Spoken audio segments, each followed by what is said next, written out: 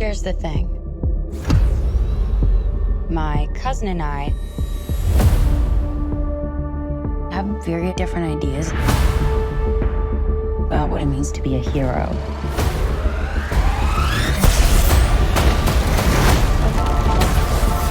He sees the good in everyone. And I see the truth.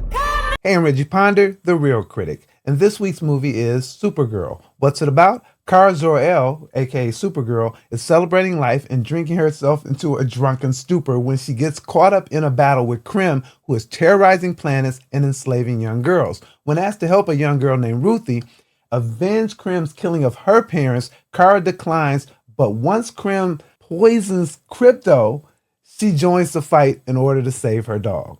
Who's in it? Millie Alcott, Matthias Schoenaerts, Eve Ridley, and Jason Momoa. So what's it like? Well, if you like anti-heroes, Supergirl is just the right prescription.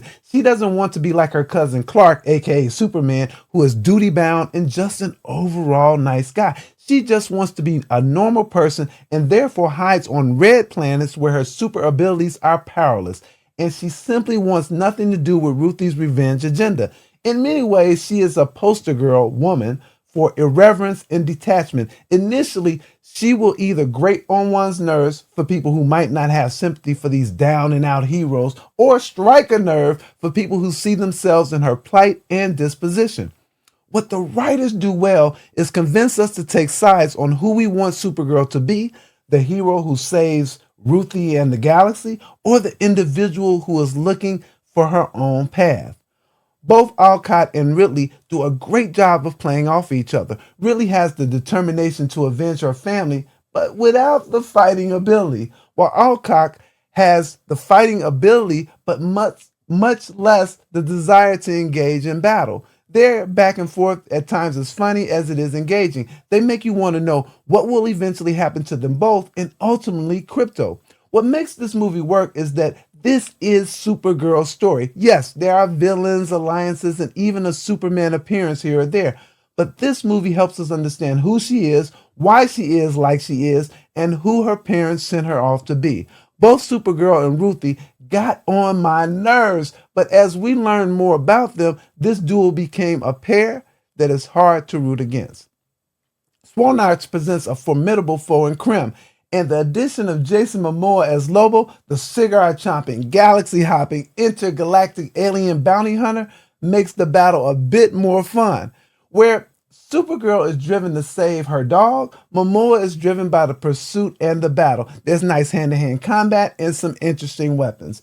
Supergirl, to me, is an empowerment film where both Supergirl and Ruthie learn to use what they got to get what they want. What's not to like? Well, I found myself not loving either Supergirl or Ruthie, but wondered if that was my male bias, or the fact that I just don't like brats or brooding heroes. Both young women were initially annoying, but by the middle of the film, I was rooting for them to survive and save Krypto. The "I'm mad because you killed my dog" thing, it actually feels a bit overused, but it works here because I do think people love their dogs, and Krypto is likable in a spastic kind of way. However, there is something to be said about Supergirl not helping humanity initially, but doing so in the name of saving her dog? The Real Report, Supergirl is a bit less than super, but girl, it works to explain the person, place her in the DC universe, and even get people to identify and root for her. This is a great installment for the DC Reboot. My rating? I'm giving this one 3 reels. If the red sun makes her normal, the green sun debilitates her abilities, and the yellow sun gives her power, this vibrant kaleidoscope makes for a fun and colorful journey. Hit me up on Instagram, YouTube, Facebook, and TikTok, as I'm on most social media as The Real Critic. That's REEL. I look forward to hearing from you because we are all about the conversation.